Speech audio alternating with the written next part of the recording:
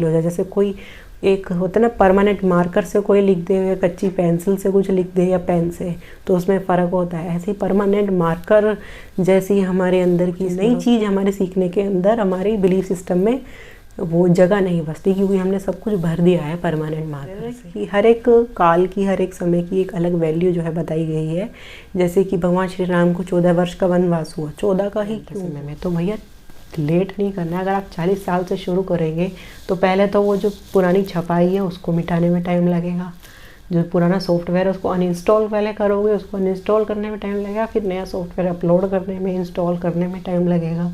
तो आपका कितना टाइम तो अभी वैसे ही नहीं बचा, ऊपर से फिर और ज़्यादा डबल।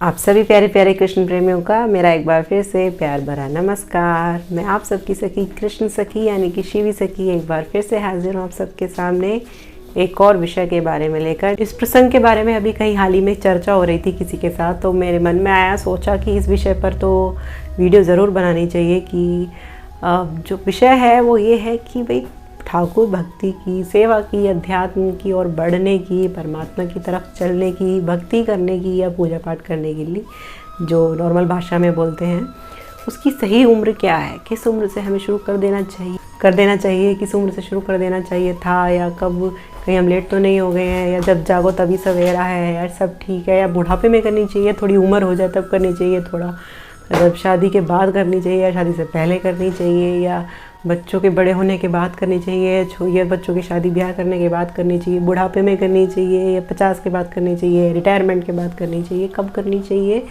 ये सब, इन सब सवालों के जवाब जो नॉर्मल भाषा में हमारे समाज में उठते हैं या हम लोग चर्चा करते हैं इस विषय के बारे में कि भक्ति कब करनी चाहिए, बचपन से करनी चाहिए, बच्चों को करवानी चाहिए या नहीं करवानी चाहिए, इन सब के बारे में आज की वीडियो में वार्ता करने वाले हैं। और जो लोग मेरे चैनल पर नए हैं, वीडियो शुरू करने से पहले जो लोग मेरे चैनल पर पहली बार आए हैं, जो पहली बार मेरी वीडियो देख रहे हैं, उन लोग सब लोगों को बता दूं जो कि मैं अध्यात्म से संबंधित, श्री कृष्ण की भक्ति से, ठाकुर जी की सेवा से संबंधित समय समय पर वीडियोस लाती रहती हूँ। अध्यात्म में कैसे बढ़े, भगवान की ओर कैसे बढ़ा जाए, नियमों के खौफ से कैसे निकला जाए, बिना किसी नियम को लेकर जो आपके अंदर कन्फ्यूजन है वो समय समय पर मैं आपके दूर करती रहती हूँ। अगर आप चाहते हैं कि आपको ऐसी वीडियोस रेगुलरली मिलती रहे, आपको ऐसी इन्फॉर्मेशन मिलती रहे, कृष्ण चर्चा सुनने को मिलती रहे, तो आप मेरे चैनल को सब्सक्राइब करना बिल्कुल ना भूलें। सब्सक्राइब करने से आपको मेरी रेगुलरली वीडियोस शो होती रहेंगी, और आपकी कौन सी वीडियो कब आ जाए कि ये आपको भी नहीं पता, तो इसलिए मेरे चैनल को सब्सक्राइब ज़रूर कर लें। और वीडियो अच्छी लगती है तो शेयर ज़रूर करें ज़्यादा से ज़्यादा लोगों से। क्यों, जितनी इन्फॉर्मेशन आपको तो पता लग गई, अब जब एक तो होता है कि ज्ञान खुद लेना, फिर जब खुद लिया जाए तो फिर दूसरों को बांटना कि सबसे बड़ा अच्छा पुण्य कार्य माना जाता है। तो खुद अपने तक सीमित ना रख के उस इन्फॉर्मेशन को दूसरों तक भी पहुंचाएं, है ना। तो चलिए आज का विषय शुरू करते हैं कि भाई भक्ति जो कहते हैं कि पूजा पाठ भक्ति जो है, कुछ लोगों का ये कहना है कि बचपन से ही बच्चों को भक्ति में नहीं लगाया जाना चाहिए, क्योंकि वो वैरागी हो जाते हैं। जो वैरागी हो सकते हैं उनका संसार के प्रति मोह हट सकता है, वो संसार से भाग सकते हैं, वो संन्यास ले सकते हैं, ये सब। कुछ लोग कहते हैं कि बुढ़ापे में बच्चों की शादी ब्याह करने के बाद 40 के बाद जो है हमें भक्ति करनी चाहिए, या 60 के बाद हमको भक्ति की ओर बढ़ना चाहिए, भगवान की भक्ति करनी चाहिए, कि क्योंकि उस समय हम फ्री होते हैं, उस समय हमारे सारी जिम्मेदारियों से मुक्त हो जाते हैं। क्योंकि अगर हम पहले ही घुस जाएंगे जिम्मेदारियों के साथ साथ भक्ति में, तो हम अपनी जिम्मेदारियां सही से नहीं निभा पाएंगे, हम भगवान की ओर ही ज़्यादा रह जाएंगे, यह उनका मानना होता है। इसलिए वो कहते हैं कि हमें 60 के बाद, 40 के बाद भक्ति शुरू करनी चाहिए। कुछ लोग कहते हैं कि हम बचपन से ही बच्चों को भक्ति के संस्कार, भगवान के बारे में बताना चाहिए, नाम के बारे में उनको सीख देनी चाहिए। तो आखिर माजरा क्या है, क्या हकीकत है, मैं बता देती हूँ। देखिए, मैं आपको सार बताती हूँ, आप खुद देखिए अपनी ज़िंदगी में। जो 40 साल की जो एज होती है, जो 40 साल का जो काल होता है ना, जो 40 साल का जो एक ऐसा काल है कि कोई भी चीज़ जो है जिसमें हमको एक करते करते अगर हम 40 साल तक कोई चीज़ करते हैं तो वो हमारी उसमें एक दृढ़ता आ जाती है, उसमें एक स्थिरता आ जाती है, उसमें एक संकल्प आ जाता है, और एक वो चीज़ इतनी दृढ़ हो जाती है हमारी, वो हमारे पूरे हमारे मानस पटल पर पूरा से छा जाती है हमारे अचेतन मन पे कि जो चीज़ हम 40 साल तक कोई भी चीज़ अगर हम करते हैं तो वो हमारी बुद्धि में, मन में, हमारे अंतःकरण में समा जाती है, हमारे सबकॉन्शियस माइंड में, हमारे चेतन मन में, अचेतन मन में वो चीज़ इतनी बैठ जाती है कि वो हमारा बिलीफ सिस्टम बन जाता है। तो ये 40 साल का जो समय होता है, 40 वर्ष का जो एक काल होता है, इसमें कोई भी चीज़ हम लगातार करते करते जो चीज़ हमने करी है इन 40 साल के काल, इस 40 वर्ष के काल में जो चीज़ हमने, जो कार्य जो ज़्यादा किया है, जो विचार ज़्यादा किए हैं, जो क्रिया ज़्यादा की है, जो हम जिस चीज़ पर विश्वास ज़्यादा किया है वो हमारा दृढ़ हो जाता है 40 वर्ष के बाद। 40 एक ऐसा जो है काल है, एक ऐसा जैसे कि हर एक काल की, हर एक समय की एक अलग वैल्यू जो है बताई गई है। जैसे कि भगवान श्री राम को 14 वर्ष का वनवास हुआ, 14 का ही क्यों हुआ, ऐसे ही पांडवों को 13 वर्ष का हुआ और 1 साल का अज्ञातवास, 12 साल का और 1 साल का। वो इसलिए हुआ क्योंकि उस समय में जो 13-14 साल का जो काल होता है ना, अगर इस 13 साल तक या 14 साल तक कोई भी अपने राजपाट से अलग रहता है, कोई राजनीतिक में हस्तक्षेप नहीं करता, अलग रहता है, तो उसको ये मान लिया जाता है कि उसको फिर दोबारा से राजनीति या राजगद्दी बैठने का मौका नहीं दिया जाता, क्योंकि उसको ये मान लिया जाता है कि ये इन सब चीज़ से दूर हो गया है। तो इसलिए 14 वर्ष का वनवास दिया जाता था। तो हर एक काल की अपनी एक वैल्यू है। 40 दिन का भी अलग एक वैल्यू होती है कि कोई चीज़, कोई साधना हम पर्टिकुलर 40 दिन तक करें तो वो सिद्धि या कुछ उस चीज़ का संपन्न होने की जो काल होता है, जो समय काल होता है, वो 40 दिन का होता है। तो ये कुछ समय है, ऐसे 40 वर्ष का जो समय है ये बड़ा इम्पोर्टेंट है।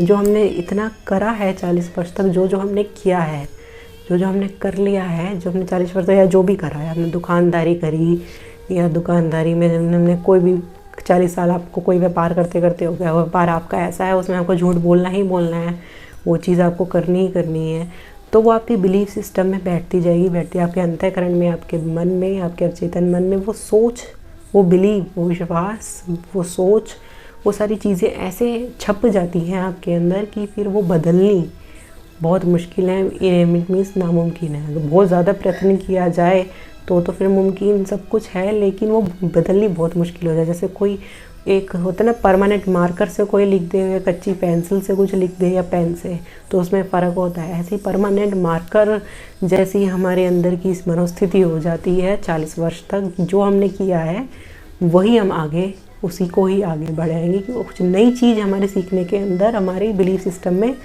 वो जगह नहीं बचती, क्योंकि हमने सब कुछ भर दिया है परमानेंट मार्कर से। तो इस चीज़ से निष्कर्ष ये निकलता है कि अगर हमने 40 साल तक भक्ति नहीं करी और हमने निर्णय किया था कि हम 40 के बाद या 60 के बाद हम भगवान का भजन करेंगे, भक्ति करेंगे या जो भी है, जिम्मेदारी निभाकर जब भक्ति करने का समय आया तो फिर हमारे पास क्या हुआ, तब तक जो है हम बहुत लेट हो चुके होते हैं। जो हमने पूरे 40 साल तक जो भक्ति तो करी नहीं, ना कभी भगवान का नाम लिया, जो चीज़ हमने करी वो परमानेंट मार्कर की तरह हमारे बिलीव में छप गई, विश्वास में छप गई। हर अंतःकरण में हमने मतलब व्यापार किया, उसमें झूठ बोला ज़िंदगी भर, तो झूठ हमारी आदत में ढल गया, झूठ हमको एक नॉर्मल चीज़ लगने लगी, या जो भी है, एक मैं एग्जांपल दे रही हूँ झूठ का, या गलत काम करना हमको सही लगने लगा, वो हमारा बिलीफ सिस्टम बन गया। इसको कहते हैं बिलीफ सिस्टम, कि गलत काम करना वो हमको इतना नॉर्मल लगने लगा कर करके कि वो अब हमको नॉर्मल लगता है, वो हमको कुछ गलत लगता ही नहीं है। झूठ बोलना हमको गलत लगता नहीं, एक नॉर्मल थिंग लगती है। ठीक वैसे ही अगर हम 40 वर्ष तक हमने शुरू से ही अगर भक्ति शुरू कर दी, जब से कर दी, कहते हैं भक्ति करने का कोई समय नहीं होता, जब से शुरू कर दो तभी से आपका सही वक्त शुरू हो जाता है। तो मान लीजिए अगर आपने शुरू से ही भक्ति शुरू करी, 40 वर्ष तक हमने हर क्रिया में भक्ति जोड़ी है, भक्ति को लेकर ही, भगवान को लेकर ही सारे कार्य किए हैं, उद्देश्य भगवान को रखा है, तो आपका परमानेंट मार्कर से यही चीज़ें छपेंगी। भगवान आपके बिलीफ सिस्टम में, भगवान आएंगे, परमात्मा आएंगे, आपके बिलीफ सिस्टम में अच्छाई आएंगी, सच बोलना, ये सब, ये दिव्यता के गुण आपके अंतःकरण में छप जाएंगे। तो फिर वही आगे जाके भी झलकेंगे, क्योंकि वही आपके अंदर समा चुके हैं, वही आपके अंदर सोच में समा चुके हैं। तो 40 वर्ष तो इसलिए कहा जाता है, जब अगर हमने 40 साल तक भक्ति करी है, भगवान का भजन किया है, तो हमारे बिलीफ सिस्टम में भगवान बैठेंगे, उनका विश्वास बैठेगा और उन्हीं के विचार बैठेंगे, उन्हीं को हम और आगे जा कर के बढ़ाएंगे। अगर हमने वो किया ही नहीं, दोबारा से हम भगवान, अब जैसे कहते हैं ना कि अगर हमने 40 वर्ष तक भक्ति करी, भगवान पर विश्वास किया, उनका अनुभव किया, प्रेम भक्ति करेंगे, प्रार्थना करेंगे, सेवा करेंगे तो भगवान का अनुभव भी होगा। ऐसा तो है नहीं कि भगवान अनुभव नहीं कराएंगे, अनुभव भी होगा। तो वो क्या बन जाएगा, अनुभव आपका बिलीफ सिस्टम बन जाएगा, आपका भगवान पर विश्वास यानी कि बिलीव बढ़ जाएगा। और वो बिलीव 40 साल तक इतना गाढ़ा, इतना प्रगाढ़ हो जाएगा कि आपको वो नॉर्मल लगने लगेंगे।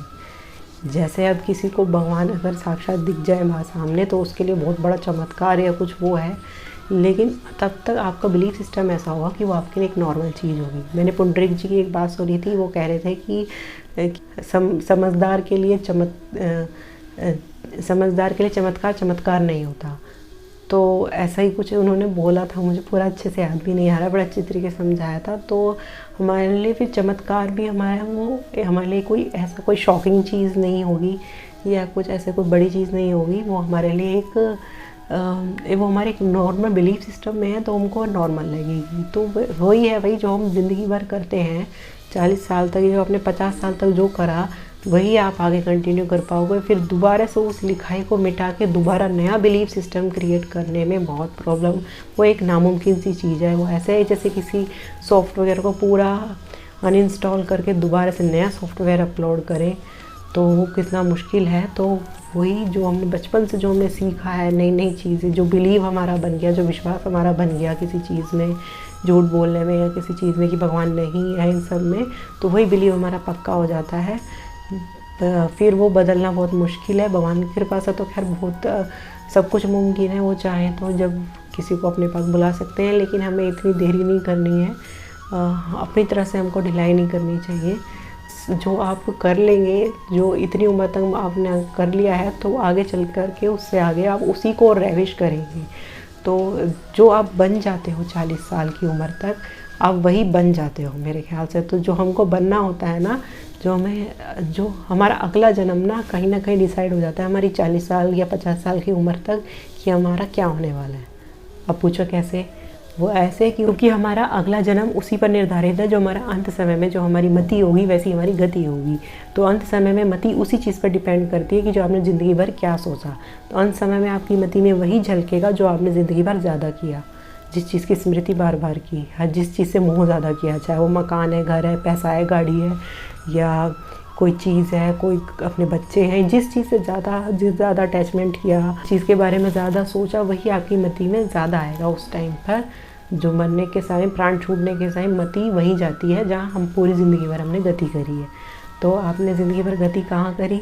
मेन जो 40 साल तक, तो वहीं आपकी मति जाएगी। तो आप अगर आपने 40 साल से उससे पहले अगर भगवान का भजन किया है, उनको याद किया है अपनी ज़िंदगी में, उनको ज़िंदगी में अगर आपने दिन में 24 घंटे में अगर आपने 5 बार भी याद करा है, तो भी तब भी उनके आपकी स्मृति में आने के चांसेस बहुत ज़्यादा हैं एंड समय में, कि अगर आप 24 घंटे में उनको 6-7 बार भी याद कर लें तो भी वो आपके एंड टाइम में स्मृति में आ खड़े होंगे। वो इतने दयालु हैं। लेकिन हमारा, आप माने ना माने, हमारा अगला जन्म जो है 40-50 साल की उम्र तक तय हो जाता है कि हम क्या होने वाला है। कि अगर हम ज़्यादा ग्रीडी हैं, अब अभी अब तक हमारे अंदर पैसों का लालच है, पैसा इकट्ठा करने का लालच है, गोल्ड इकट्ठा करने का शौक़ होता है, कुछ लोगों को भी गोल्ड हो जाए मेरे पास ज़्यादा पहनने का शौक़ होता है, किसी को ज़्यादा प्रॉपर्टी बढ़ाने का शौक़ होता है, वो मरते दम तक भी वो चाहता है कि मैं प्रॉपर्टी और बड़ी कर लूँ।